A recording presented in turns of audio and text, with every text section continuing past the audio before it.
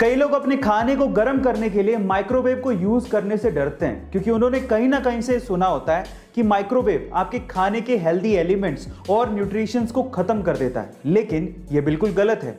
यह एक मिथ से ज्यादा और कुछ भी नहीं है। तो फिर फैक्ट क्या है? फैक्ट यह है कि माइक्रोवेव से निकलने वाला रेडिएशन किसी भी तरह के एटम और मॉलिक्यूल को डिस्ट्रॉय कर ही नहीं सकता, उसे ब्रेक कर ही नहीं सकता, जिससे हेल्दी न्यूट्रिशंस बनते हैं। तो आपका माइक्रोवेव सेफ है। हाँ, यह जरूर है कि खाने को कभी ठंडा नहीं खाना चाहिए, उसे गर्म करके ही खाना चाहिए। यह मिथ नहीं है बल्कि सच्चाई है।